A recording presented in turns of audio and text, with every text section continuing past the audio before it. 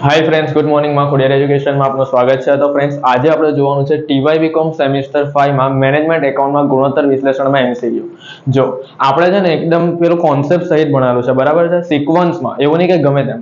પહેલે આપણે 3 ભાગ છે ને સૂત્રના જોયા, પછી ટોપ 25 દાખલા કર્યા કે જેમાં છે ને બધા જ આઈએમપી પોઈન્ટ આપણે લઈ લીધેલા છે, એવા દાખલા કરાવેલા છે. અને 5, 10, 15, 20 એવા દાખલા નહીં, 25 દાખલા અલગ અલગ આઈએમપી કરાવ્યા. બરાબર છે. બધા દાખલા તમે કરજો, નોટમાં લખજો ને એ જ પ્રેક્ટિસ કરીને જજો. એ જ પોઈન્ટ બધા આવશે પરીક્ષામાં, બરાબર. અને એ પછી પણ શોર્ટ ક્વેશ્ચન પણ પાછા 2 ભાગ આપણે વિડીયોના મૂકેલા છે, બરાબર. શોર્ટ ક્વેશ્ચન પણ કરાવ્યા છે. અને આજે આપણે એમસીક્યુ જોવાના છે. એટલે અમુક સ્ટુડન્ટના એટલા બધા ફોન મેસેજ આવે ને કે સર તમે લોંગ ક્વેશ્ચન કરાવ્યા, શોર્ટ પેલા આઈએમપી સમ્સ કરાવી દીધા, શોર્ટ ક્વેશ્ચન, તો હવે એમસીક્યુ શું કામ બાકી રાખો છો? તો એમસીક્યુ પણ બતાવી દો. તો મેં વિચાર્યું ચાલો એમસીક્યુ પણ બતાવી દઉં, એટલે કોઈ પણ વસ્તુ બાકી નહીં રહી તમારું, બરાબર. પરીક્ષામાં તમારો 1 માર્ક્સ પણ જવો નહીં જોઈએ. સમજ પડી? ચાલો, તો અહીંયા આપણા 1 થી 10 એમસીક્યુ લખેલા છે. આના પછી હજુ 2-3 ભાગ એમસીક્યુ ના આવશે, બરાબર.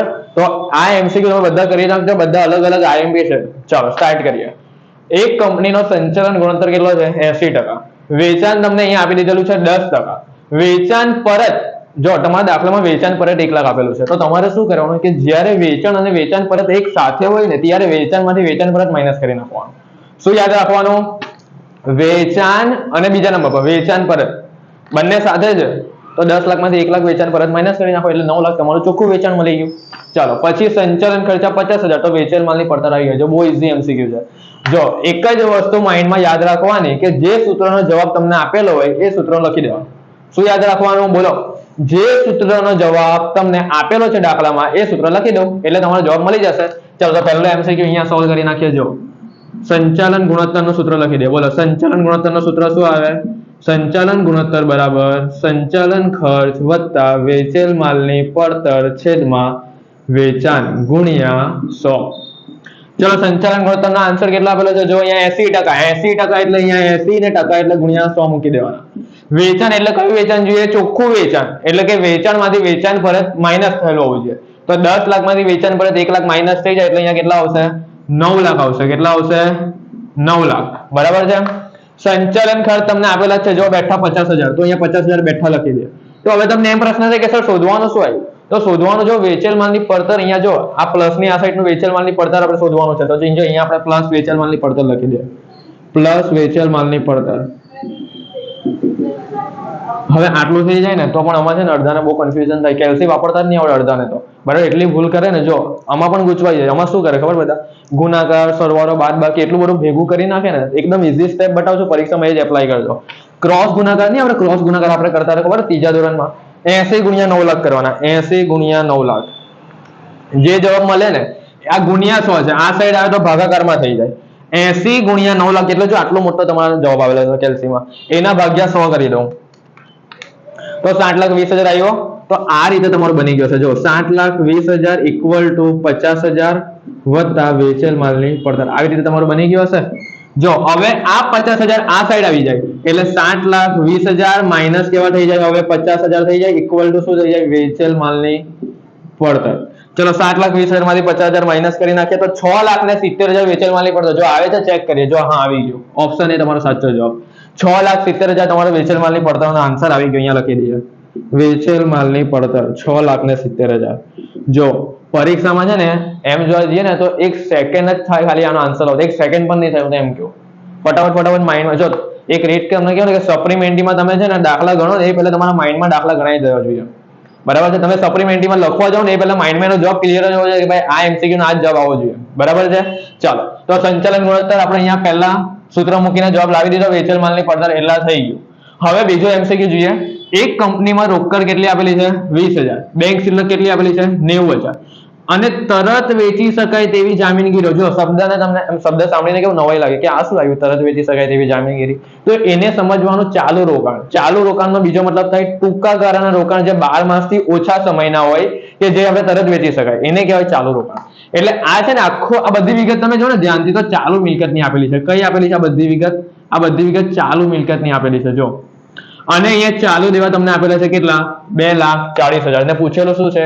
એસિડ કસોટી ગુણોત્તર. એટલે ખબર એનું બીજું નામ ઝડપી ગુણોત્તર થાય. શું થાય? ઝડપી ગુણોત્તરનું અહીંયા તમને પૂછેલું છે. ઝડપી ગુણોત્તર શોધવાનું. ચલો અહીંયા આપણે કરીએ બીજો એમસીક્યુ. તો એસિડ કસોટી ગુણોત્તર બરાબર એસિડ કસોટી ગુણોત્તર બરાબર શું આવે સૂત્ર? ઝડપી ગુણોત્તરનું સૂત્ર શું આવે? ચાલુ દેવા માઇનસ છેવટનો સ્ટોક, ચાલુ મિલકત માઇનસ છેવટનો સ્ટોક માઇનસ દેવાદાર, અને એના છેદમાં આવે ચાલુ દેવા. શું આવે? ફક્ત ચાલુ દેવા. ચાલો તો જોઈએ આપણે, અને આનો જવાબ ગુણ્યા 100 માં નહીં આવે, ટકામાં નહીં આવે. જો જેમ એકમાં આવે. ચાલુ મિલકત આપણી પાસે કેટલી છે? તો ગણી કરીએ. જો 20,000 વત્તા 90,000 વત્તા 50,000, 20,000 વત્તા 90,000 વત્તા 50,000, તો 1,60,000 ઉપર ચાલુ મિલકત આવી ગઈ. આપણી પાસે છેવટનો સ્ટોક નથી, 0 મૂકી દઈએ. દેવાદાર પણ નથી એટલે 0 મૂકી દઈએ. ચાલો છેદમાં ચાલુ દેવા, તો ચાલુ દેવા આપણી પાસે 2,40,000 જ છે, તો છેદમાં 2,40,000 મૂકી દઈએ. 1,60,000 ભાગ્યા 2,40,000, તો આનો જવાબ આવશે 0.66. એટલે 0.66, જો 0.66 એટલે 0.67 થઈ જાય. તો 0.67 જેમ 1. જો ચેક કરીએ આટલો જવાબ આવે છે આનો, તો હા આવી ગયો. જો આ રહ્યો બી. જો ખબર પડી ગઈ? બહુ ઈઝી છે. જે સ્ટુડન્ટને સૂત્ર આવડતા હશે ને, જે સ્ટુડન્ટ આપણા 3 વિડીયો જોયા હશે ને, એને તો આવડી જ જશે આ બધું. ચાલો હવે ત્રીજો પણ બહુ ઈઝી હશે. જો ધૈર્ય લિમિટેડના ચોપડાના દેવાદારો કેટલા છે? 50,000 તમને દેવાદાર આપેલા છે. લેણી હુંડી તમને 14,000 આપેલી છે. કુલ વેચાણ તમને 7,30,000 છે, જેમાં ઉધાર વેચાણ 4/5 ભાગનું ઉધાર વેચાણ છે. તો દેવાદાર ગુણોત્તર શું? તો બસ સિમ્પલ જ છે ને. વર્ષના કામ કેટલા દિવસ? 365. કઈ કીધું નથી. પેલું દેવાદાર ગુણોત્તરનું સૂત્ર આવે ને, દેવાદાર વત્તા લેણી હુંડી છેદમાં ઉધાર વેચાણ ગુણ્યા વર્ષના કામગીરીના દિવસ, એ લખી દેવાનું. ચાલો તો અહીંયા સૂત્ર લખીએ. દેવાદાર ગુણોત્તર બરાબર દેવાદાર વત્તા લેણી હુંડી છેદમાં ઉધાર વેચાણ ગુણ્યા વર્ષના કામગીરીના દિવસો. ચલો ફ્રેન્ડ્સ, દેવાદાર કેટલા છે બોલો અહીંયા જોઈને? 50,000. તો ચલો 50,000 લખો, સૂત્રમાં કિંમત મૂકીએ. લેણી હુંડી કેટલી આપેલી છે? જો લેણી હુંડી આ 14,000 છે, તો 14,000 લખો. હવે અહીંયા છે ને મોટા ભાગની શું કન્ફ્યુઝન થાય ખબર લોકોને, કે અહીંયા 7,30,000 વેચાણ છે તો છેદમાં એ લખી દે. પણ હવે જો તમે 7,30,000 માંથી 4/5 ભાગનું ઉધાર વેચાણ અલગ પાડેલું છે. હવે અહીંયા કોઈ ઉધાર વેચાણના નામનો ઉલ્લેખ નહીં હશે તો તમે પેલું કુલ વેચાણ લખે તો ચાલશે. સમજ પડે છે? કુલ વેચાણ ક્યારે લખાય? કે જ્યારે ઉધાર વેચાણનો કોઈ પણ ઉલ્લેખ નહીં કર્યો હોય. પણ જ્યારે આ દાખલામાં, આ MCQ માં તો ઉધાર વેચાણનો ઉલ્લેખ કરેલો છે 4/5, તો આપણે શું કરીએ? 7,30,000 કુલ વેચાણ કેલ્સીમાં લખવાનું, એના ગુણ્યા 4/5. 7,30,000 ગુણ્યા 4/5 એટલે 5,84,000 તમારું ઉધાર વેચાણ આવી ગયું. એ છેદમાં લખી દો. 5,84,000. ચલો ગુણ્યા વર્ષના કામગીરીના દિવસો 365 આપેલા છે. જો આ રહ્યા. ચલો હવે કેલ્સી કરીએ. 50,000 વત્તા 14,000 ભાગ્યા 5,84,000 ગુણ્યા 365 દિવસ એટલે 39.999 એટલે 40 દિવસ સમજી લેવાના. જો 40 દિવસ છે, જો છે આવી ગયો ઓપ્શન સી. ઓપ્શન સી આપણો સાચો જવાબ, 40 દિવસ. ચલો થઈ ગયો 3 MCQ પૂરા. ચલો ચોથો MCQ કરીએ. જો એક કંપનીનો સંચાલન ગુણોત્તર 70%, વેચાણ 12 લાખ, વેચાણ પરત 2 લાખ આવ્યું. જો મેં તમને પહેલે જ કીધું ને, પહેલા MCQ માં જો કે વેચાણ અને વેચાણ પરત બંને સાથે હોય તો વેચાણ પરત વેચાણમાંથી શું કરી નાખવાનું? માઇનસ કરી નાખવાનું. અને વેચેલ માલની પડતર 6 લાખ, તો સંચાલન ખર્ચ હતો. બોલો, મેં પહેલો જ MCQ તમને ભણાવ્યો, એમાં મેં તમને શું સમજાવ્યું? બોલો. ચાલો, જે સૂત્રનો જવાબ આપી દીધેલો હોય ને એ સૂત્ર લખી દેવાનું. જેવી રીતે પહેલા દાખલામાં આપણે સંચાલન ગુણોત્તરનો જવાબ આપ્યો તો એ લખ્યો, તો આ દાખલામાં પણ સંચાલન ગુણોત્તરનો જવાબ 70% આપી દીધેલો છે તો એ લખવાનો. ચાલો એક કામ કરીએ, આપણે અહીંયા સુધારી દેજો. આવ્યા ચોથો MCQ અહીંયા જ કરીએ. સંચાલન ગુણોત્તર બરાબર સંચાલન ખર્ચ વત્તા વેચેલ માલની પડતરના છેદમાં વેચાણ. ચલો હવે કરીએ આપણા ચોથા નંબરના MCQ. ચલો સંચાલન ગુણોત્તર કેટલો આપેલો છે? 70%. તો જો અહીંયા 70 અને ટકા એટલે અહીંયા ગુણ્યા 100. વેચાણ શું? વેચાણ 12 લાખ માંથી 2 લાખ જાય એટલે વેચાણ આવે 10 લાખ. કેટલું આવે? 10 લાખ. એ છેદમાં લખી દઉં 10 લાખ. હવે ઉપર બે વસ્તુ લખવાની બાકી, એક સંચાલન ખર્ચ અને એક વેચેલ માલની પડતર. શોધવાનું શું છે? સંચાલન ખર્ચ. તો આપેલું શું છે? વેચેલ માલની પડતર જો 6 લાખ આપેલી છે, તો અહીંયા આપણે 6 લાખ લખી દઈએ અને સંચાલન ખર્ચ એટલે અહીંયા x આપણે સંચાલન ખર્ચ ધારી લઈએ. ચાલો બોલો હવે શું કરવાનું? બોલો પહેલે જ મેં શીખવાડ્યું, ક્રોસ ગુણાકાર કરવાનો ને. 10 લાખ ગુણ્યા 70 બરાબર છે, જેટલા આવે એના ભાગ્યા 100 કરો તો 7 લાખ આવ્યું.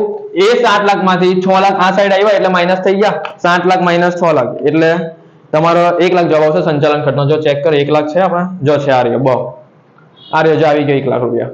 બરાબર છે, આ તમારો આન્સર આવી ગયો 1 લાખ રૂપિયા. ચાલો તો અહીંયા લખી દઈએ સંચાલન ખર્ચ 1 લાખ રૂપિયા. ચલો 4 MCQ પૂરા થઈ ગયા. ચલો 5મો MCQ જોઈએ કે મૂડી ગિયરિંગ નો ગુણોત્તર 30% છે, ડિબેન્ચર 10,000 છે, ઇક્વિટી શેર મૂડી 3 લાખ છે અને પ્રેફરન્સ શેર મૂડી કેટલી થશે એ શોધવાનું. જો પાછો એ જ પોઈન્ટ આવ્યો. મૂડી ગિયરિંગ નું સૂત્ર શું હતું બોલો? મૂડી ગિયરિંગ બરાબર પ્રેફરન્સ શેર મૂડી વત્તા ડિબેન્ચર છેદમાં ઇક્વિટી શેર મૂડી ગુણ્યા 100. ચલો એ સૂત્ર લખી દઈએ અહીંયા 5મા નંબરનો MCQ. મૂડી ગિયરિંગ ગુણોત્તર બરાબર શું આવે? પ્રેફરન્સ શેર મૂડી વત્તા ડિબેન્ચર છેદમાં ઇક્વિટી શેર મૂડી ગુણ્યા 100. ચલો મૂડી ગિયરિંગ કેટલી છે આપણે જોઈ લે 30%. તો અહીંયા 30 લખી દઈએ ને ટકા એટલે ગુણ્યા 100. ચલો ઇક્વિટી શેર મૂડી કેટલી આપેલી છે? જો ઇક્વિટી શેર મૂડી 3 લાખ આપેલી છે તો છેદમાં અહીંયા 3 લાખ લખી દો. પ્રેફરન્સ શેર મૂડી આપણે શોધવાની છે તો અહીંયા x લખી દઈએ વત્તા ડિબેન્ચર જો તમને અહીંયા 10,000 આપેલા છે જોઈ લો 10,000 અહીંયા ડિબેન્ચર આપેલા છે બેઠા તો વત્તા અહીંયા 10,000. બોલો પાછો આ પોઈન્ટ આવ્યો ને આ પોઈન્ટ પરીક્ષામાં આવશે જ આવો કે આવી રીતે ગુણાકાર કરવામાં ભાગાકાર કરવામાં તમે અટવાવા નહીં જોઈએ પરીક્ષામાં. બરાબર? બોલો મેં કેવી રીતે તમને શીખવાડ્યું ઉપર બધામાં ક્રોસ ગુણાકાર કરો. ક્રોસ ગુણાકાર 30 ગુણ્યા 3 લાખ બરાબર 30 ગુણ્યા 3 લાખ બરાબર છે. મોટો જવાબ આવશે એના ભાગ્યા પેલા 100 કરી દઈએ 90,000 જવાબ આવ્યો. આ 10,000 ઇક્વલ ટુ ની આ સાઈડ આવે એટલે માઈનસ થઈ જાય એટલે 90,000 માઈનસ 10,000 એટલે 80,000. ચલો પ્રેફરન્સ શેર મૂડી 80,000 આવે ચેક કરે જો આવી ગયા રે 80,000.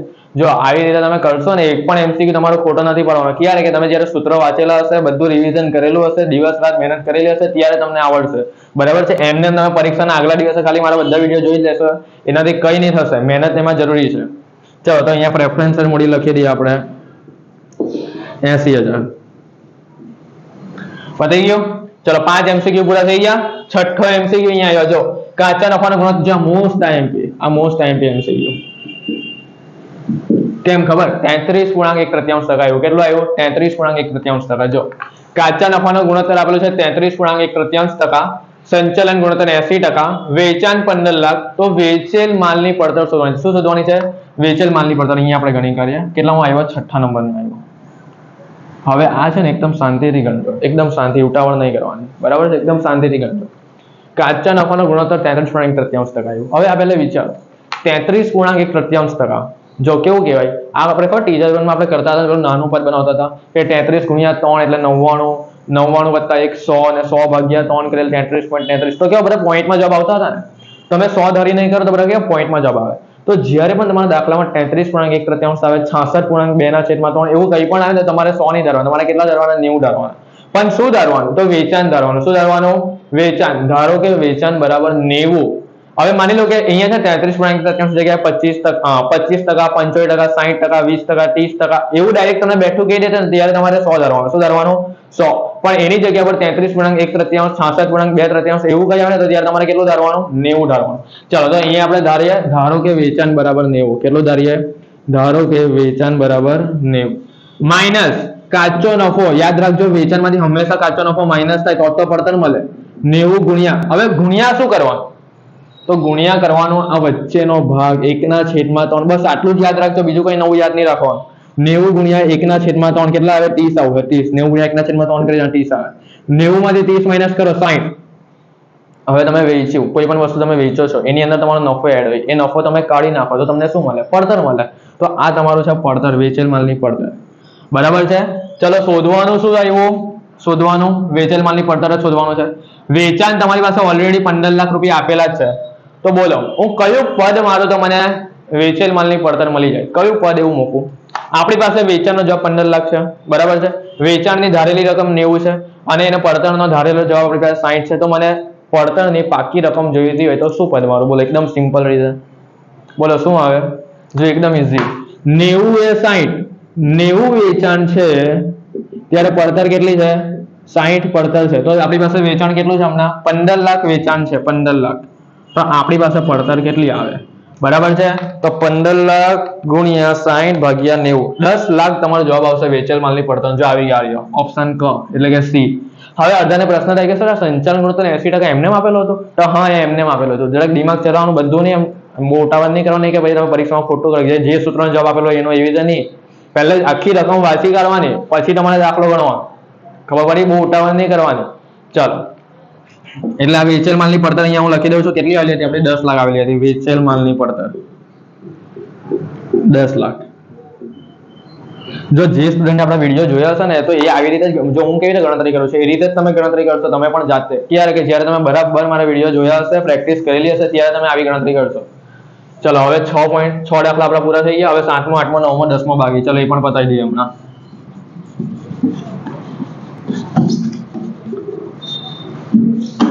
ચલો 7મો દાખલો. જો નીટા લિમિટેડ નો સંચાલન ગુણોત્તર 80% છે, વેચાણ 15 લાખ છે, કાચા નફાનો ગુણોત્તર જો ડાયરેક્ટ આપી દીધું 1/3 એટલે અહીંયા આપણે પેલું કઈ 33 પણ એવું આવ્યું ડાયરેક્ટ 90 ધારો પેલા જેવું જ 90 ધારો 1/3 કરી નાખો એવી રીતે. સંચાલન ખર્ચા શોધવાના આવ્યા. શું શોધવાના આવ્યા? સંચાલન ખર્ચા. ચલો તો પહેલા અહીંયા સૂત્રનો જવાબ મૂકી દઈએ. સંચાલન ગુણોત્તરનું સૂત્ર છે સંચાલન ગુણોત્તર બરાબર વેચેલ માલની પડતર વત્તા સંચાલન ખર્ચ છેદમાં વેચાણ ગુણ્યા 100. સંચાલન ગુણોત્તર આપેલું છે 80%, તો અહીંયા 80 ને ટકા એટલે ગુણ્યા 100. છેદમાં વેચાણ આપણે આપેલું છે 15 લાખ. શોધવાનું છે આપણી પાસે સંચાલન ખર્ચ, આ શોધવાનો છે. તો આપણી પાસે વેચેલ માલની પડતર તો હોવી જોઈએ ને. વેચેલ માલની પડતર આપણી પાસે છે જ નહીં. તો એક કામ કરીએ, ધારો કે વેચાણ બરાબર કેટલા?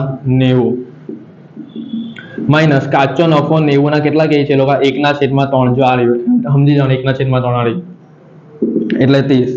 એટલે પડતર કેટલી આવી? 60. આ જેવું જ છે. જો 90 વેચાણ છે ત્યારે પડતર કેટલી છે? 60. તો વેચાણ કેટલું છે? 15 લાખ. પડતર કેટલી? ચલો 15 લાખ ગુણ્યા 60 ભાગ્યા 90 તો 10 લાખ તમારો આન્સર આવશે પડતરનો. કેટલા આવશે? 10 લાખ. આના જેવું જ હતું બેઠું. ચલો એ 10 લાખ બેઠા અહીંયા વેચેલ માલની પડતર લખી દો. હવે શું કરવાનું? ચાલો પાછું પેલું આવ્યું ને, જો આવી ગણતરી 80 ગુણ્યા 15 લાખ જે જવાબ આવે એના ભાગ્યા 100 એટલે 12 લાખ જવાબ આવશે. 12 લાખ એની જગ્યા પર જવા દેવાનો. આ 10 લાખ આ સાઈડ આવે એટલે કેવા થઈ જાય? માઇનસ. તો 12 લાખ માઇનસ 10 લાખ એટલે સંચાલન ખર્ચનો જવાબ આવશે 2 લાખ. જોઈએ આવે છે, ચેક કરી લઈએ. હા આવી ગયો, જોઈ લો આવી ગયો. ઓપ્શન એ સાચો. જો બેઠા જ માર્ક લેવાના છે આવી રીતે, બરાબર છે. 2 લાખ આપણો અહીંયા જવાબ આવી ગયો સંચાલન ખર્ચનો. જો તમે આવી તૈયારી કરેલી હશે ને તમને પરીક્ષામાં કોઈ હરાવી નહીં શકે, એટલું યાદ રાખજો. બરાબર છે. એવી તૈયારી કરવાની કે કોઈ આપણે હરાવી નહીં શકે. ચાલો 8માં તમને શું કહે છે કે દેવાદાર ગુણોત્તર 28 દિવસ છે. દેવાદાર વત્તા લેણી હુંડીનો જવાબ તમને કેટલો આપેલો છે? 2,80,000 ને તમને ઉધાર વેચાણની રકમ એટલે કે છેદની રકમ તમને પૂછેલી છે. ચલો તો હવે આપણે એ ગણતરી કરી નાખીએ. આપણે પૂછી કરીએ આટલું. 8મા નંબરના આપણે MCQ આવ્યા છે.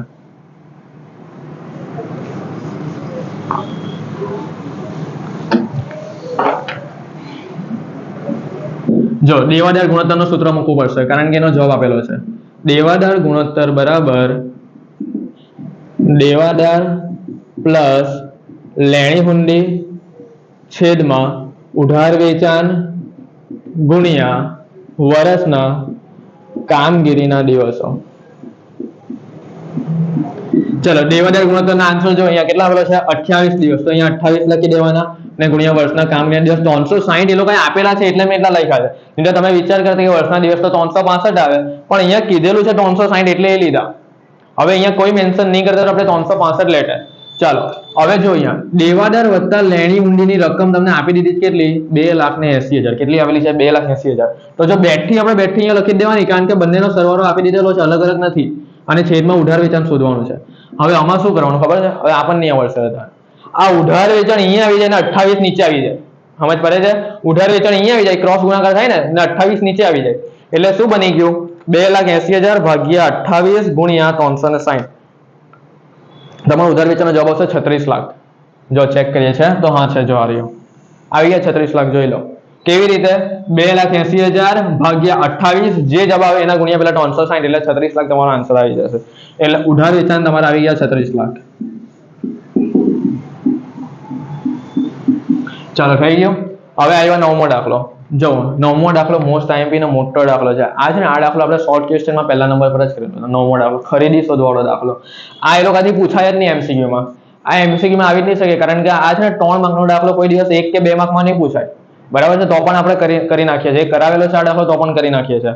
જો 9મો દાખલો મોટો છે તો પણ કરી નાખીએ, કઈ નહીં. આ દાખલો 3 માર્કમાં પૂછાય, MCQ માં આવે જ નહીં.